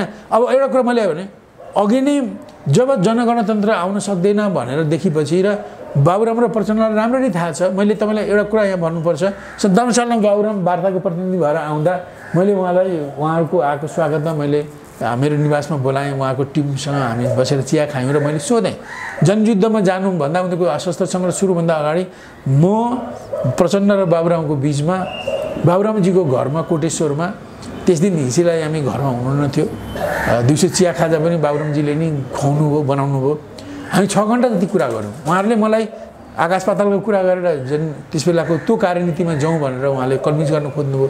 मैले कुरा बुझेको हुनाले मैले भने त्यो सम्भव छैन, धेरै कुरा गरेँ। मैले उहाँहरूलाई भने अहिले काङ्ग्रेसको सर्वसत्तावादको विरुद्धमा 46 सालको डेमोक्रेसीले जनताको घर दैलोमा पुर्याउने, जनतालाई सशक्त बनाउने विषय लिएर अब अहिलेको अवस्था अनुरूपको आर्थिक परिवर्तन, सामाजिक परिवर्तन, शैक्षिक स्वास्थ्यमा परिवर्तन गर्ने एउटा एजेन्डा बनाएर हामी आन्दोलन गर्नु, यो चाहिँ जरुरत छ। अब उहाँहरूको कुराले म कन्भिन्स छैन, मेरो कुराले उहाँहरू हुनु भएन। छुट्ने बेलामा मैले उहाँहरूलाई भनेको थिएँ, तपाईँहरूले आफ्नो बाटो लागौँ, तपाईँहरू आफ्नो बाटो जानु होला, हामी आफ्नो बाटो जाउँला। तपाईँहरूले केही लडाइँ र सशस्त्र सङ्घर्षबाट केही शक्ति बनाउनु होला, देशमा तपाईँहरूको प्रभाव पनि बढ्ला, तर तपाईँले जनगणतन्त्र ल्याउन सक्नुहुन्न र तपाईँले फर्काउनु पर्छ र ढङ्ग पुगेन भने फर्काउँदा ठुलो नोक्सान हुन्छ है। मैले खुद बाबुराम प्रचण्डलाई 52 सालको असोज कार्तिकतिर होला बाबुरामको घरमा भनेको थिएँ। 57 सालमा जब त्यसरी जनगणतन्त्र कायम गर्छु भनेर मसँग 52 सालमा भन्ने बाबुरामजी आएपछि मैले उहाँलाई घरमा लगेर मैले चिया खाएपछि मैले भने, किन आउनु बाबुरामजी, हारेर आउनुभयो कि भागेर आउनुभयो भनेर सोधेँ। उहाँले भन्नु हारेर पनि होइन, भागेर पनि होइन कामरेड, लड्दै जाने हो भने माओवादी पार्टी पनि सिद्धिने, देशै पनि सिद्धिने देखेकोले हामी आएका हौँ भने। उनीहरूलाई त थाहा छ नि किन सिद्धिने भन्दा त्यस्तो भयो भने भारतकोले पनि दमन गर्छ, पश्चिमाले पनि दमन गर्छन्, हामी पनि सिद्धिन्छौँ, देश पनि सिद्धिन्छ भन्ने ढङ्गले बाबुराम प्रचण्डलाई थाहा नभएको होइन, उनीहरूलाई थाहा थियो। तर पनि उनीहरूले यो वस्तुगत कारणले जनगणतन्त्र आएन भनेर पार्टीमा छलफल गर्न सकेनन्, गरेनन्, चाहेनन् र पार्टी चिरा भयो। किन अहिले यदि पहिले नै त्यसलाई स्वीकार गरेको भए उनलाई अब जबजलाई मानेर पनि जान सक्थ्यो होलान्। उनीहरूको सचेतन प्रयत्नले यो अहिलेको जनगणतन्त्र ऊर्जा गणतन्त्र आएको पनि होइन। उनीहरू त त्यस बेला पनि एकापट्टि हामीसँग एउटा कुरा गर्थे, अर्कोपट्टि शक्तिखोरको भाषण गर्थे। तपाईँलाई थाहा छ नि शक्तिखोरको भाषण हो। त्यस्तो भएको हुनाले यिनीहरू दोवाल पाटे भएर आए, दोधारे भएर आए, यिनीहरूले आफ्नो गल्ती सच्याएको पनि छैन, अहिले पनि छैनन्। त्यस कारण यो स्थितिमा अब यो महाधिवेशनमा जाँदा यदि बहुमतको कारणले जबजलाई नेकपाभित्र सैद्धान्तिक मार्गदर्शक सिद्धान्त भनेर आयो भने त प्रचण्डले कि त हिजो आज नै यो 52 सालको कार्यनीति गलत भयो भनेर अहिले नै बसेर अहिले नै निर्णय गरेर भयो भने त्यस बेला उनीहरूलाई जबजनी ठिक रहेछ भन्ने लाइनमा जानु पर्यो हैन। अब त्यो गरेर उनी जबजमा जान सक्लान्। अहिले त उनले पहिले भएको गल्तीलाई नै सच्याएका छैनन्। अनि पहिले भएको त्यो गल्ती चाहिँ कसरी भएको थियो भन्दा राजतन्त्रको संसदीय परिपाटीको र जबजकै विरोधमा उनीहरूले त्यो सशस्त्र सङ्घर्ष गरेका हुन् नि। अनि आफूले जसको विरोधमा 10 वर्ष लडिएर खुन बगाइयो, रगत बगाइयो, त्यसैलाई मार्गदर्शन कुन मुखले मान्छन् उनले। त्यही कारण अब आउने कथित एकताको महाधिवेशनमा उनीहरूको चाहिँ छुट्ने आधार धेरै छ होइन। तर अहिले चाहिँ दुवैपट्टिका नेता कार्यकर्तामा त्यो विविधता रहेकोले फेरि अहिले जुटिरह्यौँ भने अहिले फुट्यौँ भने फुट्नेहरूले औषधि पुष्टि गर्ने ठाउँ नभएकोले र फुट्यो भने अहिले लुटको स्वर्ग पनि खोजी नै भएकोले अहिले यिनीहरूले फेरि केही टालटुल गरेर अहिले मिलाउन सक्लान्। अहिले नमिलाउने खतरा पनि छ। मैले अघि भने अब अर्को पक्षले कारवाही गऱ्यो भने फुट्ने त भइहाल्यो। ठिक छ सिपीजी, यो दुईटै सम्भावनाहरू यहाँभित्र छन् र नफुट्ने कारणहरू पनि छन्। लुटको स्वर्गदेखि लिएर सैद्धान्तिक कुराहरू यी समग्र टालटुले फुटको औचित्यमाथि पनि प्रश्न आउने भएको हुनाले नफुट्ने कारणहरू पनि छन् र फुट्ने कारणहरू पनि छन् भन्ने दुईटै सम्भावनाहरूको बारेमा तपाईँले राखिदिनु भयो। यही बिचमा फेरि भारतको उच्च स्तरीय भ्रमण नेपालमा हुँदैछ भन्ने समाचार सार्वजनिक भएको छ। अब यही बिचमा लगातार यो किन भारतको यस्तो भइराखेको छ भन्ने पनि अर्को प्रश्न होइन। एउटा कुरा अहिले मैले पढे अनुसार मैले जस्तो भने भारतको विदेश सचिव यहाँ अब यो जुन सचिव स्तरीय छलफल गरेर सीमा सम्बन्धी विवादलाई अगाडि हल गर्ने भन्ने थियो र अहिले यो कालापानीको कब्जा भनौँ न, यो लिम्पियाधुरा लिपुलेक र कालापानीको जुन 400 वर्ग किलोमिटर 2076 सालको कार्तिक 16 गते नक्सामा राखेर कार्तिक 21 गते हाम्रो हो भनेर भारतले जुन कब्जा गरेको छ त्यो विषय पनि अहिलेको वार्ताको कुरा होला होइन। यो चाहिँ त्यो हिसाबले यो उच्च स्तरीय भ्रमण हुन सकेको हुन सक्छ भन्ने मैले बुझेको त यही सचिव स्तरको भ्रमण यो मङ्सिर 11-12 तिर हुने भन्ने कुरा छ होइन। त्यो बाहेक अर्को कुनै भ्रमणको मैले सञ्चार पाएको छैन होइन। अब यो त स्वाभाविक हो, यो हुनुपर्ने नै हो, पहिले नै हुनुपर्ने हो। यो 76 सालको कार्तिकपछि तत्कालै हुनुपर्ने हो। त्यो नभएर अहिले भइरहेको छ त यो ढिलो भएको हो, यो हुनु त स्वाभाविक हो। यसमा सरकारले तथ्य प्रमाणसहित स्पष्ट रूपले हाम्रो हो र हामीसँग यो हाम्रो भूमि आयो भने मात्रै होइन यो लिम्पियाधुरा कालापानी लिपुलेक सहितको भूमि आयो भने मात्रै नेपाल भारत र चीनको सम्बन्धमा त्यो क्षेत्रले युद्धको काम गर्दैन हैन। यदि त्यस्तो भएन भने उनीहरूले यो कब्जा गरेको 400 वर्ग मिटर कब्जा गर्नुको मुख्य बुँदी कुरा लिपु नाका कब्जा गर्नु हो। र लिपु नाका जस्तो सजिलो र महत्त्वपूर्ण नाका यो 1800 यो वर्ग किलोमिटर लामो चीन भारतको जुन सम्बन्ध छ के भने सिमाना छ त्यसमा त्यस्तो लिपु लेक नाका जस्तो सजिलो नाका कहीँ पनि छैन हैन। नाथुला 12 महिना नचल्ने हो। तवाङमा भएको दलैलामाको जन्म घर भएको धेरै 2000 किलोमिटर टाढा भएको नाकाले यिनीहरूलाई केही काम गरेन र उनीहरूले यो नाका उनीहरूले धेरै हिसाबले सामरिक हिसाबले व्यापारिक हिसाबले नेपाललाई सुकाउनको निम्ति पनि यो नाका उनीहरूले खोजेका हुन्। म तपाईँलाई एउटा सम्झाउँछु कि ब्रिटिसको टाइममा जब उनीहरूले काठमाडौँलाई कब्जा गरेर नेपाललाई कब्जा गरेर नेपाललाई पनि आफ्नो लिएर काठमाडौँबाट तिब्बतसँग व्यापार गर्न उनीहरूले जुन खोजेका थिए त्यो हाम्रो सिन्धुलीगढीमा उनीहरूलाई जुन 1824 को असोज 24 गते हराएर उनीहरूले जुन लखेड्यौँ हामीले उनीहरूले कब्जा गर्न सकेनन्। त्यसपछि उनीहरूले काठमाडौँबाट तिब्बतसँग व्यापार गर्न छोडेर उनीहरूले नाथुलाबाट व्यापार गरे, नेपाललाई सुकाए। त्यस्तै अहिले एउटा कुरा के भने उनीहरूले यो हेर्नुहोस् मानसरोवर जाने त यिनीहरूले भारतका हिन्दू जन्मत र नेपालका हिन्दू जन्मलाई झुक्याउनको निम्ति भारतले भनिरहेको, अनि त्यो नाका खोलेपछि मानसरोवर जाने मात्रै काम हुन्छ, व्यापारको काम हुँदैन, सामरिक काम हुँदैन। मुख्य उनीहरूको सामरिक योजना हो र त्यसमा उनीहरूले व्यापारमा पनि हेर्नुहोस् ब्रिटिस इन्डियाले काठमाडौँको व्यापार बन्द गरेर नाथुलाको व्यापार सुरु गरेर काठमाडौँलाई आर्थिक रूपले सुकाए जस्तै त्यो नाकालाई उनीहरूले कब्जा गर्न सके भने त्यो नाकाबाट व्यापार गर्ने इन्डियामा रेल जान दिने, त्यो नाकाबाट जाने फेरि सजिलो छ त्यो नाका जाने र व्यापार यदि दक्षिण एसियाको कनेक्टिभिटी त्यहाँबाट मात्रै हुन्छ, नेपाल थ्रु हुँदैन भनेर नेपालबाट काठमाडौँ लुम्बिनी हुँदै रेल नलाने त्यो रेलसँग भारतले सरोकार नराख्ने, तर त्यो नाका लिएपछि त्यो नाकाबाट रेलको बाटो खोल्न तयार हुने, यसो भएर नेपाललाई व्यापारिक हिसाबले पनि डुबाउने, पर्यटकको हिसाबले पनि डुबाउने, उसको सबै भविष्य त्यहाँ हुने सारा हाम्रो त कुनै 2 पैसाको पनि फाइदा हामीले गर्न सक्दैनौँ र त्यसलाई सामरिक बाटो बनाउने हैन।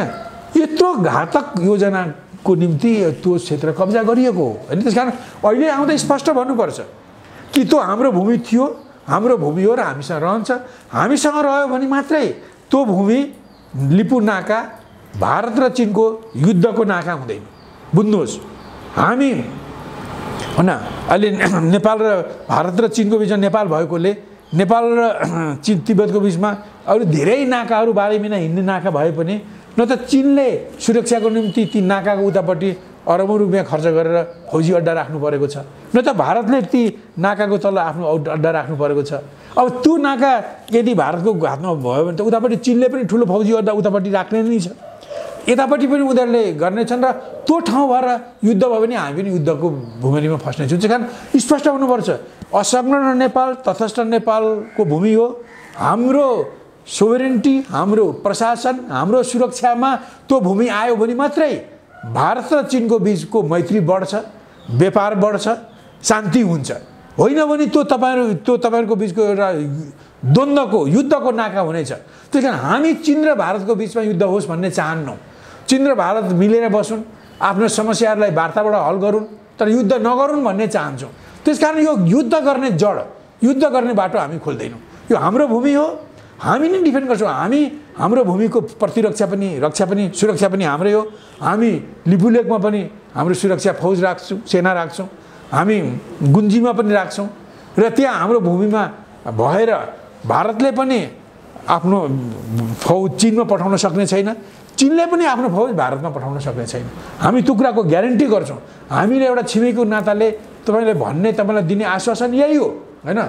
र भोलि त्यो जमिन हाम्रो ठाउँमा आएपछि हामीले त्यसलाई भारत र चीनको बिचमा युद्ध नहुने गरी हैन, हाम्रो पर्यटन, हाम्रो व्यापार, हाम्रो आइजाइको निम्ति मद्दत हुने गरी नै हामीले त्यसको विकास गर्नेछौँ हैन। कुनै शर्त बेगर हामी त्यसलाई लिन चाहन्छौँ हामीले स्पष्ट भन्नुपर्छ। हामीले तपाईहरुलाई दिने गर्ने सहयोग भनेको भारतलाई गर्ने सहयोग भनेको त्यो नाका भारत विरोधी कुनै विदेशी फौजको निम्ति प्रयोग हुने छैन। एकदम स्पष्ट हामीले यो भन्नुपर्छ। र चीन र नेपालसँग जुन सम्बन्ध छ असंलग्न मुलुकको हिसाबले चीनले जुन ढंगले हाम्रो भित्री मामलामा हस्तक्षेप गरेको छैन र जुन ढंगले चीनले नेपालको स्वतन्त्रता सार्वभौमिक सत्ताको पक्षमा सधैँभरि उभिएको छ, उसले हाम्रो असंलग्नतालाई सम्मान गरेको छ। जहिले पनि वक्तव्य निकाल्दा उसले स्वतन्त्रता नेपालको स्वतन्त्रता सार्वभौमिक सत्ता भू अखण्डताको हामी सम्मान गर्छौं भनेको छ र उसले गरिरहेको पनि छ। यस्तो स्थितिमा हामीले भारतलाई दिने आश्वासन के हो भने त्यो नाका त्यो 400 वर्ग किलोमिटर लिम्पियाधुरा कालापानी लिपुलेक नेपालको सार्वभौमिक सत्ता, नेपालको सुरक्षा, नेपालको प्रशासन अन्तर्गत आउनुपर्छ। त्यस्तो स्थितिमा त्यो भारतको निम्ति मित्रताको क्षेत्र हुनेछ, शान्तिको क्षेत्र हुनेछ भन्ने कुरा चाहिँ यो सरकारले हामीले स्पष्ट राख्नुपर्छ भन्ने सचिव आउँदा स्पष्ट भन्नुपर्छ। स्पष्ट यो कुरा राख्नुपर्छ भने तपाईको हैन त हामी कुनै हालतले त्यो नाका छोड्न सक्दैनौं। त्यो युद्धको नाका बन्न दिन्नौ। हामी चीन भारतको बीचमा युद्ध हुन होस् भन्ने हामी चाहन्नौ। चीन भारत मिलेर बसुन्, समस्यालाई वार्ताबाट हल गरून् र उनीहरुको बीचमा मित्रता होस्, व्यापार होस्, पर्यटन होस्। हामी यसको पक्षमा छौं। त्यसकारण त्यो भूमि भारत चीनको बीचको मित्रताकै निम्ति, भारत चीनको बीचको शान्तिकै निम्ति हामी त्यो क्षेत्र हाम्रो हो थियो, हाम्रो हो, हामीसँग रहन्छ। सीपीजी यो भन्नुपर्छ। अहिले राख्नुपर्छ भन्ने तपाईले राख्नुभयो। यो भन्नुपर्छ। यो जरुरी छ। नेपालको स्वाधीनताका लागि पनि यो कुराहरू उठ्न जरुरी छ। यो तपाईले राखिसक्नुभयो। आम दर्शक श्रोताले यो बुझ्नु पनि हुन्छ। सीपीजीलाई म जाँदा जाँदै हामी कुराकानीको अन्तिम चरणमा छौं। 2-4 वटा विषय म सोध्न चाहन्छु। देश सङ्कटमा छ, देश अप्ठ्यारामा छ भन्ने कुरा अहिले अरु समय भन्दा अलि बढी चर्चा हुने गरेको छ। यो राजनीतिक वृत्तमा, समाजमा यो चर्चा उठिराखेको छ। तपाई राष्ट्र अन्तर्राष्ट्रका राजनीति र कूटनीति सबै बुझेको एउटा पाको अनुभवी नेता हुनुहुन्छ। देश के कारणले कहाँ कसरी के भएर अप्ठ्यारो छ बताइदिनुस् त। एकदम मैले संक्षिप्तमा भन्ने पहिलो कुरा त के हो भने देशमा दुईटा कारणले विदेशीहरूको चलखेल अभूतपूर्व बढेको छ। एउटा कारण के हो भने हामीले कतिपय विदेशी शक्तिहरूको तात्कालिक नीति र दूरगामी नीतिलाई ठीक ढंगले बुझ्न सकेनौं र हामीले 7 सालको 46 सालको 63 सालको परिवर्तन हुँदा नेपाललाई कब्जा गर्ने, नेपाललाई आफ्नो रणभूमि बनाउने, नेपाललाई सिक्किम या भुटान बनाउने या फिजी बनाउने लक्ष्य बोक्ने भारतबाट हामीले 7 सालमा पनि लिनुपर्ने भन्दा बढी सहयोग लियौं र 7 सालको परिवर्तन पनि डेमोक्रेटिक परिवर्तन भए पनि त्यो विदेशी प्रभाव र हस्तक्षेप सहितको परिवर्तन थियो। एवं रूपले 46 सालको परिवर्तनमा पनि भारतले नाकाबन्दी गरिरहेको थियो। त्यो नाकाबन्दीलाई हामीले सपोर्ट गर्यो आन्दोलनकारीले। त्यसबेला म पनि नेकपा मालेमा थिएँ। त्यसबेला माले नि थियो, एमाले बनाएको थिएन। म भारतमा काम गर्थेँ र त्यहाँ त हामीले भारतको सँगको सन्धि सम्झौताको विरोधमा हामीले नारा लगायौं। मलाई यहाँ भित्र आन्दोलन गर्नेहरूले त्यो नारा नलगाउनुस् भने पठाए पनि हामीले लगायौं त्यहाँ। तर नाकाबन्दी नेपालको विरुद्धमा भएको, यहाँका दलहरूले संकीर्ण हिस्साले राजाको विरुद्धमा मात्रै भएको ठान्यो। ठीक छ, राजासँग हाम्रो निरङ्कुशताको विरुद्धमा लडाईँ थियो, हामीले सङ्घर्ष थियो, गर्नु पर्थ्यो। तर हामीले उनीहरूको सहयोग लियौँ। भारतीय नेताहरूलाई चाक्सीबारीमा बसाएर जथाभावी बोल्नको लागि उनीहरूलाई भन्यौँ र उनीहरूले आन्दोलन क्रममा पनि सिमानामा केही मद्दत पनि गरे होलान्। त्यो गर्ने क्रममा भारतले 46 सालको आन्दोलनबाट आन्दोलन मार्फत नेपालमा उसले हस्तक्षेप गर्यो। उसले के गर्यो? शान्ति क्षेत्रको प्रस्ताव जो संविधानमा पनि थियो हट्यो। नेपालमा पहिले मरिचमानको टाइममा विदेशीहरूले यहाँ बसेर काम गर्ने ओर पर्मिट लिनुपर्छ भन्ने नीति बनेको थियो, त्यो हट्नु पर्यो। अब त्यहाँ नेपालमा बस्ने इन्डियन नागरिकलाई नेपाली नागरिकसँग व्यवहार गर्नुपर्छ भन्ने कुरा आयो यो 10 बुँदेमा। भारतीय प्रडक्टहरू, भारतीय वस्तुहरू, भारतीय चिजहरूलाई अरू मुलुकका त्यस्तै सामग्री भन्दा कम भन्सार लगाउने कुरा हामीले स्वीकार गर्नु पर्यो। सिमानामा बग्ने नदी साझा नदी हुन् भन्ने कुरा महाकालीलाई हेरेर त्यसलाई स्वीकार्नु पर्यो। त्यसको आधारमा टनकपुर, यो शारदा ब्यारेज र यो पूर्णागिरीको प्रोजेक्टलाई मिलाएर एकीकृत महाकाली सन्धि जस्तो धेरै त्यसका असमान धारा छन्, मैले उल्लेख गरिनँ। र महाकाली सन्धिको मुहान नतोकिकन अधिकांश ठाउँमा महाकाली सन्धि नेपाल भारतको सिमाना बनेको छ भन्ने परिभाषा गरेर अहिले जुन लिम्पिया के अरे कालापानीबाट एउटा पोखरीबाट निस्केको पानीको स्रोतलाई नि काली नदी भन्ने देखाउने गरी परिभाषा गरेर असमान सन्धि, राष्ट्रघाती सन्धि पास गराइयो हैन। त यसका दोस्रो दोस्रो आन्दोलनमा 46 सालको आन्दोलनमा यति धेरै हस्तक्षेपहरू भए। अब पछि माओवादीले आन्दोलन गर्यो त्यसबेला अघि मैले भनिसकेँ पहिले उसको कार्यनीति नै गलत थियो यिनीहरूले स्वीकार गरिरहेका छन्। 54 सालमा उनीहरूले त्यो आन्दोलन गर्नको निम्ति भारतमा जाने अड्डा भारतमा सार्ने जुन निर्णय गरे यो त उग्रपन्थी कामभन्दा भयानक थियो। त यो सुरुमा 94 मा आन्दोलन सशस्त्र सङ्घर्ष सुरु गरे। 96 मा यिनीहरू इन्डियामा अड्डा सारे माओवादीले। 1-2 4-5 वर्षसम्म इन्डियाले यिनीहरूसँग कुनै सम्झौता नगरिकन बाहिरबाट सहयोग गर्यो र उनीहरूलाई यति धेरै यसरी सहयोग गरेर तत्कालै जनगणतन्त्र ल्याउने कुरामा एकदम अन्धो भएर लागेका प्रचण्ड भित्र पसेर माओवादीबाट कयौँ टेररिस्ट काम गरायो। मार्ने जस्ता 8-10 यस्ता टेररिस्ट गतिविधि गराएपछि त्यही आधारमा इन्डियाले माओवादीलाई टेररिस्ट घोषणा गर्यो अन्तर्राष्ट्रिय रूपमा पहिलोचोटि। ज्वाइँ जस्तो पाल्ने पनि उही हो र टेररिस्ट घोषणा गरेर नेपाल फर्किने ठाउँ बाटोमा आगो लगाउने पनि इन्डिया नै हो। अब त्यसो गरेपछि इन्डियाको सहमति बेगर रजामन्दी बेगर उनीहरू आउन सक्दैन थिए। त्यस कारण 46 सालमा त्यसो भयो। 63 सालमा पनि उनीहरूले माओवादीलाई त्यसरी सहयोग गरेर आन्दोलनमा भरपुर सहयोग गरे। आतङ्ककारी पनि भने र पछि 12 बुँदे गरेर आफ्नो एजेन्डा बोकाएर एजेन्डा के जातीय राज्य क्षेत्रीय पहिचानको निम्ति जातीय राज्य क्षेत्रीय राज्य ल्याउँछौँ, प्रदेशहरूलाई आत्मनिर्भर अधिकार दिन्छौँ, हिन्दी भाषालाई राष्ट्रिय भाषा बनाउँछौँ, अब नागरिकता नीति खुकुलो बनाउँछौँ, अब नाम फेर्छौँ झन्डा फेर्छौँ, तमाम कुराहरू अरू भित्री रूपमा कुरा गरेर उनीहरूले त्यो बोकेर आए। त्यो पनि अहिले घटेको छैन। त्यस कारण एउटा कुरो 7 साल 46 साल 63 सालमा भएका डेमोक्रेटिक आन्दोलनसँगै आएका विदेशी प्रभाव र हस्तक्षेपहरूको योगफलले हामीलाई कमजोर बनायो। आजको राष्ट्र सङ्कटमा छ भन्ने कुराको जड यो हो भन्ने एउटा कारण त्यो। तर एउटा कारण 7 सालपछि चाहिँ अब राजा त्रिभुवनको निधनपछि महेन्द्र राजा भइसकेपछि उनले 7 सालको पहिलो दिल्लीसँगै आएका लगभग 90% जति भारतीय हस्तक्षेपलाई उनले खारेज गरिदिए। संविधान सभालाई बिस्तारै बिस्तारै सारेर तुवाइदिए। सिक्किम भुटान बनाउने त्यो योजनाले त्यो आएको थियो। उत्तरी चेकपोस्टमा बसेका या मिलिट्री मिसनबाट नाउँमा आएर यहाँ त्रिभुवन एयरपोर्टको खन्ने नाउँमा आएर यहाँ जुन 2-4 हजार भारतीय आर्मी आएका थिए यिनीहरू उत्तरी चेकपोस्टमा चीन सीमाको बोर्डरमा बसेका थिए र 27 सालमा आएर राजा महेन्द्र र कृतिनिधि बिष्टले के बुझ्यो भने यो सेना नहट्ने हो भने नेपालको मृत्यु यसैमा छ भन्ने ठानेर त्यसलाई हटाइदिए। र अरू धेरै कुराहरूले मैले लामो भइसक्यो अरू धेरै कुराहरू उनले राष्ट्रवादी परिवर्तन गरेर भारतको प्रभाव र हस्तक्षेपलाई 90% महेन्द्रले घटाए 7 सालको। तर 46 सालको एउटा पनि हामीले हटाउन सकेका छैनौँ। 63 सालमा आएको एउटा पनि हटाउन बढाएका छौँ। त्यसपछि बरु बढ्दै गयो। र त्यतिखेर 7 सालका 7% 46 सालका 7%, 63 सालका 7% र 7 सालका 10-12% विदेशी हस्तक्षेप भएर आयो। हामीले डेमोक्रेटिक परिवर्तन नाममा केही अधिकार जनताले पाए, कागजमा आए, लागू नभए पनि। तर राष्ट्र कमजोर भयो। त्यसको उदाहरण के हो? भारतले हाम्रो ठुलो लामटो खोसेर लग्यो 4,100 वर्ग किलोमिटर। अब कब्जा गरेर बसेको चाहिँ छोड्ने बातै गरिरहेको छैन। दोस्रो कुरो अमेरिकाले सारा नेपाली देश विदेशका नेपालीको विरोध भए पनि एमसीसी थोपर नै यहाँका नेतालाई खरिद बिक्री गरिरहेको छ। यो राष्ट्र कमजोर हुने कुराको प्रमाण हो।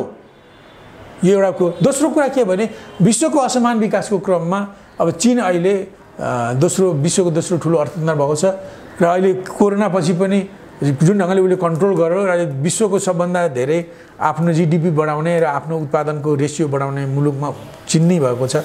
त्यसपछि अहिले यही जसरी पनि यसरी नै बढ्ने हो भने यसले आउँदा 10-20 वर्षमा यो विश्वको पहिलो आर्थिक शक्ति पहिलो राजनीतिक शक्ति हुन सक्ने स्थिति देखेपछि अमेरिकाको आँखा बलेका छन् र कुनै पनि हालतमा यो चीन जस्तो एउटा शान्तिको शक्ति हो चीन मेरो विचारमा हैन। किनभने ऊ हस्तक्षेप हो र उसले जुन ढङ्गले पिसफुल डेभलपमेन्टको पक्षमा छ ऊ मिलेर काम गर्ने हैन अन्तर्राष्ट्रिय कम्युनिटीसँग मिलेर काम गर्ने उसले आफैले भनेको छ कि हामी ओपनिङ अप र सुधारको बाटोमा छौँ। देशभित्र पनि सुधार गर्ने र बाहिरी मुलुकसँग पनि मिलेर जाने हैन एकलकाँटे भएर नजाने यस्तो नीति लिइरहेको चीनलाई समाप्त गर्न यसलाई चीनलाई अवरोध गर्न ठोक्न तोड्न सोभियत संघ जस्तो बनाउन व्यापार युद्ध आदि त डोनाल्ड ट्रम्पले गर्यो। अहिले त अब केही घट्ला तर पनि उनीहरूको रणनीति आइपिएस इन्डो पेसिफिक रणनीति अहिलेको बाइडेनको सरकार बन्यो भने पनि नयाँ राष्ट्रपतिले पनि यसलाई हटाउँदैनन् र यो ढङ्गले चाहिँ आएको हुनाले नेपाललाई प्रयोग गरेर चीनलाई ठोक्ने तोड्ने भत्काउने काममा अमेरिका र उसका भनौँ न उसका सहयोगीहरू आएको हुनाले यी दुईटा कारणले 7 साल 46 साल 63 सालमा डेमोक्रेसीसँगै आएका हस्तक्षेपहरू र यो असमान विकासको क्रममा चीनको विकासलाई रोक्न नेपाललाई प्रयोग गर्न अमेरिका र युरोप भारत जस्ताहरूले नेपाललाई चीनमा लाई ठोक्न तोड्न त्यसलाई सोभियत सङ्घ बनाउनको निम्ति उनीहरूले नेपाललाई जुन चलखेल गरिरहेका छन् यी दुईटा कारणले नेपालमा अभूतपूर्व विदेशी हस्तक्षेप बढेको छ। एउटा कारण यो, दोस्रो कारण मैले भन्यो भने संविधानले कतिपय काम गरेन। जस्तो संविधानले नि यहाँको जनताहरूलाई पहिचान दिएन, संविधानले अनुचित ढङ्गले नेपाललाई धर्मनिरपेक्ष बनायो, हस्तक्षेप बढायो। त्यसले चाहिँ क्रिस्चियनिटीलाई बढाउने र नेपालको पहिचान डुबाउने, नेपालको स्वतन्त्रतालाई सिद्ध्याउने उसले काम गर्यो। र अरू पनि अहिले आएर समयक्रममा संविधानले नगरेका कुराहरू, सम्बोधन नगरेका कुराहरू र अरू कयौँ संविधानका कमजोरीहरू देखिएका छन्। र केपी ओलीको सरकार 74 सालमा जुन ठुलो बहुमत लिएर आयो यसले कुनै दिशा परिवर्तन गर्ने काम गरेन हैन। यसले विदेशीहरूको भनौँ न नेपाललाई स्वतन्त्र र तटस्थ बनाएर जाने भन्दा पनि अब केपी ओलीले चाहिँ भारतसँग लाई रोक्न अमेरिकाको गुटबन्दीमा फस्ने, उसको रणनीतिमा फस्ने जुन काम गर्यो यसले गर्दा देशभित्र रहेका द्वन्द्वहरू ती छँदैछन्। जातीय द्वन्द्व, क्षेत्रीय धार्मिक द्वन्द्व, संविधान संशोधन गर्ने द्वन्द्व, अब तराईमा स्वतन्त्र मधेस स्वतन्त्र देश बनाउने द्वन्द्व हैन। अब त्यस्तै सरकारसँग नेपाली जनताको द्वन्द्व यी छँदैछन् हैन। अब यी केपी ओलीको सरकारले यी द्वन्द्वहरूलाई रोक्नु घटाउनुको सट्टामा बढाएर ती द्वन्द्वहरू अहिले सङ्कटमा पुगेका छन् केपी ओलीको सरकारको कारणले गर्दा। त्यसकारण देशभित्र यो सरकारको गलत नीतिको कारणले गर्दा र संविधानले कतिपय कुराहरू सम्बोधन नगरेकोले गर्दा देशभित्रका समस्याहरू सङ्कटमा पुगेका छन्। र मैले अघि भनेको दुईटा कारणले गर्दा विदेशीको चलखेल अभूतपूर्व बढेकोले देशमा ठुलो सङ्कट छ। यसलाई रोक्नको निम्ति अब हिजो हामीले भनौँ विभिन्न मुलुकका भनौँ सरकारहरूका दूरगामी नीति नेपाल विरोधी थिए।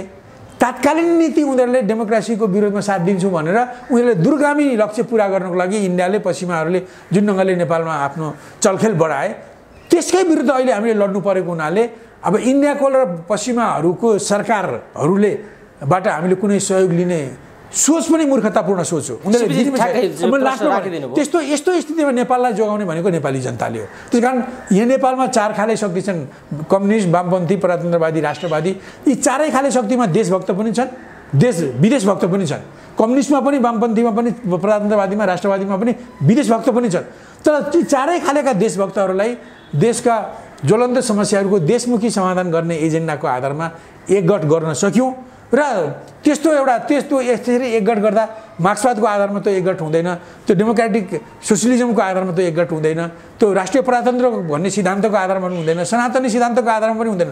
त्यो एजेन्डाको आधारमा एकगठ गर्यो भने त्यो एजेन्डाहरूले जुन पोलिटिक्स दिन्छन् त्यो भनेको देशभक्तिको पोलिटिक्स हुनेछ, त्यो भनेको अग्रगामी परिवर्तनको पोलिटिक्स हुनेछ, त्यो भनेको लोकतान्त्रिकै पोलिटिक्स हुनेछ। यस्तो पोलिटिक्सको आधारमा र ती एजेन्डाहरू चाहिँ त्यसको कार्यक्रमको आधारमा एउटा वैकल्पिक शक्तिको निर्माण हुनुपर्छ। र त्यो वैकल्पिक शक्तिले ती आफ्नो एजेन्डालाई लागू गर्ने सरकार बनायो भने मात्रै देशभित्रका द्वन्द्वहरूको समाधान हुनसक्छ र बाह्य हस्तक्षेपलाई रोक्न सकिन्छ। अहिलेको निकास भनेको यही हो। यही काममा नेकपाले 75 सालको आखिरदेखि सुरु गर्दै आएका थियौँ। अब मेरो 76 सालको फागुनमा भएको दुर्घटनाले मलाई त्यसमा सक्रिय हुन रोकिदियो केही समय। कोरोनाको लकडाउन आदि इत्यादिले चैतदेखि त्यसमा रोकिएको छ, अहिले पनि त्यो छँदैछ। यसलाई अगाडि बढाएर देशका ज्वलन्त समस्याहरूको देशमुखी समाधान गर्ने एजेन्डाको आधारमा कम्युनिस्ट, वामपन्थी, प्रजातन्त्रवादी, राष्ट्रवादीहरूभित्रका देशभक्तहरूलाई एउटै गठबन्धनमा ल्याएर देशमा त्यो गठबन्धनलाई स्थापित गर्ने र ती अघि भनेको एजेन्डालाई कार्यान्वयन गरेर देशका समस्यालाई समाधान गर्ने र यो सङ्कटबाट देशलाई निकास दिने काम गर्न सकिन्छ। र यही काममा नेकपाले जुटेको छ र हामी त्यसमा क्रियाशील भएर देशवासीहरूले त्यसमा साथ दिनेछन् भन्ने नेकपा मालेलाई विश्वास छ। धन्यवाद सिपीजी, अमूल्य समय दिनुभयो। महत्त्वपूर्ण समय र संवादका लागि यहाँलाई धेरै धेरै धन्यवाद दिन चाहन्छु।